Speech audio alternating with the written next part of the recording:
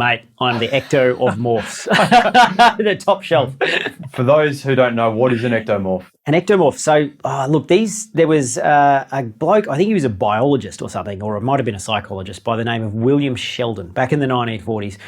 Came up with these three categories of body types: an ectomorph, a mesomorph, and an endomorph. And we'll deal just with the ectomorphs at the moment. Now, most of his research was a bit wacky. It was all about trying to predict psychological traits based off the person's physical traits, and most of it's been disproven over the years. But the classification of the body types, or these somatotypes we call them, is still kind of relevant in the way that we're talking about now, which is sort of biology and metabolism and catabolism of protein and so forth. So look, ectomorphs, they're one end of the bell curve, and I am very much an ectomorph, right? Very lean, very high metabolism, long in the limbs, often short in the torso. I find it extremely difficult to gain muscle mass, and I have very low body fat. And that's like the quintessential like ectomorph. You don't really get any more ectomorph than me. Okay. If you're looking at pro riders, like there's very few. There's a couple of pro riders who, if you want to look at their body type and you know, to get an idea of what a real ectomorph looks like, look at Chris Froome and look at probably the number one is Hugh Carthy. Right. Hugh Carthy, I think he must be about 6'4", and he'd be 60 kilos or 61 or 62, right? Just a beanpole, right? So ectomorphs. Now you're a bit different. You're definitely more of a mesomorph, right? So you've got reasonably good muscle strength, muscle bulk. You don't have to work super hard at the gym just to put on 500 grams of leg mass over a 6-month period. You know, you can shed and gain muscle mass easily, and you have a very sort of efficient metabolism in that sense. So you're kind of the other end of the spectrum, right? So we're good examples of the two polar opposites. Coming back to ectomorphs, the people in the gym call us hard gainers. It's very, very difficult for us to gain muscle mass. Our metabolism tends to gear towards high carbohydrate, lots and lots of energy going in, and easy catabolism of our muscle system. So if I've noticed this over the years, if I don't recover after a hard ride with a surprisingly large amount of protein, I catabolize, or my body eats my muscle fibers to try and repair them. So your body can break down your muscle fibers into protein chains and amino chains. And if I don't hammer myself with protein after a really hard ride, I catabolize my muscle system really badly. Hence why I'm an ectomorph. That's how you stay like this. So high catabolic predisposition is definitely a sign that you're an ectomorph. So, you know, these categories, they're not really discrete categories. Everyone's kind of a blur of all these things, and you can change your body type a little bit and all this sort of stuff, but there is definitely a genetic imprint which kind of makes you who you are. So, you know, we tend to have a very poor sprint, but a good cardiovascular engine, right? So I have a really, really good 20-minute effort, but my 10-second, 30-second, 1 minute is pretty bad. Now, I've been working on that a lot by doing leg weight training, jacking up the protein intake and sprint training and so forth. And I've got it a fair bit better, but it's always going to be my weakness, right? So, you know, at the opposite end of the spectrum, you might see someone like Caleb Ewan, who's a classic mesomorph, like really powerfully built, really short limbs, you know, really muscular despite the amount of riding that he does. And this guy's got a great sprint, but not such a great 20-minute effort, right? So the different sort of somatotypes have different pros and cons. People like me tend to be really good with their cardiovascular ability, but really bad with their neuromuscular ability. So, how do you deal with being an ectomorph if you're a bike rider? You need to eat a surprising amount of protein, which is what I found. I run on carbs. I'm a really fast metabolism. But on the days, particularly where I don't train a lot on the bike, where I don't have a high carbohydrate demand, I have been going hard on the protein, like essentially not quite a ketogenic diet, but just really heavy protein to prevent the catabolism of my protein chains, which makes me so lean. And this has actually allowed me to build a bit of muscle mass. So since I saw you last, actually, probably 6 months ago or so when we did our last series here, I've probably put on about 1.5 kilos of leg mass.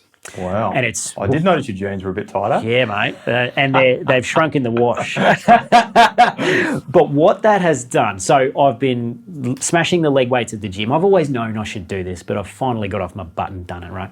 Leg weights at the gym, really, really hard, to the point where I can barely walk the next day, right? I do this every Monday. Lots and lots of protein Monday, Tuesday, Wednesday, and then I train the cardiovascular system on the bike later on in the week, right? Polarizing this sort of stuff. And my sprint has gone from a lowly 840, 850 watts for 5 seconds to a lowly 990 watts. Okay. So I've bolstered my sprint by like 12% just by gaining a couple of kilos and not being in constant catabolic states. Not ripping up my muscle fibers. Are you going for 1,000? I'm aiming for 1,000. I'm looking for the 4 digits. I figure if I can show Craig Wiggins a file with me hitting 1,000 watts, you know, I think he'll be very happy with that. Okay. That's good. and I'm very. I need to get above your maximum sprint. What's yours? What's your maximum sprint? 1,125 or something. It's not that great. So I've got a few months to go for that one. So look, lots of protein on those times when I weight train, and the weight training is critical to bring the muscle mass up, right? And lots of protein afterwards. Remember, when you're an ectomorph, you can't really, as you know, to use a bit of iffy language here, you can't polish a turd, right? I'm never going to be winning crit races with my sprint, unless perchance it's an uphill sprint, right? Because I'm very light. But my weakness has always been my neuromuscular ability on the bike. So lots of repeated hard surges would blow me up because I wasn't that strong, but my cardiovascular ability was great. So a long sustained effort. So they always say, train your weaknesses and race to your strengths.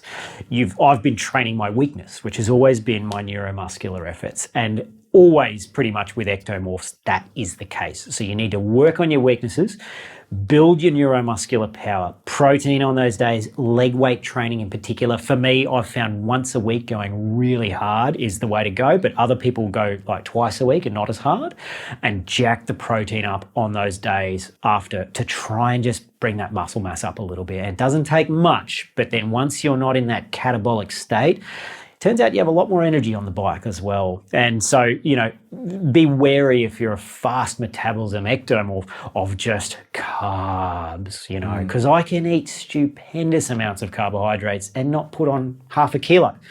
And other people look sideways at a burrito and they're 2 kilos heavier, right? So the ectomorphs can kind of eat anything and do anything and they stay the same weight. And you know, this is both a blessing and a curse. It's mainly a blessing, I'm not complaining, but it does make it hard to stay in those surgy fast bunch rides with lots of neuromuscular efforts, compete in the sprints at the end of a hard ride, that kind of stuff, because you just become so bad at those neuromuscular efforts due to your physiology and your metabolism. So in a positional sense for these people, you know, we try and optimize their aerodynamics for cardiovascular, you know, ability, because that's where they're going to be winning races and doing better than other people. So we look at running low seat heights, rearward cleat positions, try and work on their flexibility to get them low, because that's really those 5, 10, 20-minute efforts. That's where they're going to be above and beyond everyone else, and that's what we tend to work on.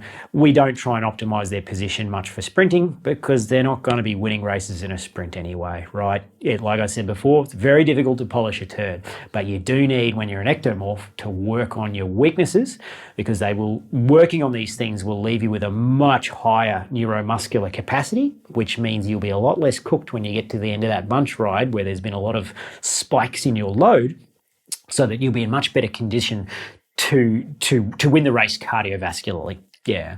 So that's been my experience being a severe ectomorph. Look, it's great. It's good and bad. You know, I'm not complaining, but I've never budged off like 63 kilos. And now I've managed to jack myself up to 64 and a half. Oh, yeah, getting big, mate, getting ripped. And the neuromuscular ability is 1,000,000 times better. Wow. And so that's how I've done it. And that's certainly been, look, I'm certainly not a nutritionist or anything, but my experience with the protein is very large amounts, particularly in the days after the weight training and immediately after hard rides, much more than you would think. Yeah. So that's one of the keys. So hopefully that helps anyone out there who's like me. Yeah. Yeah. So we'll all be jacked and ripped like you one day, mate. Yeah.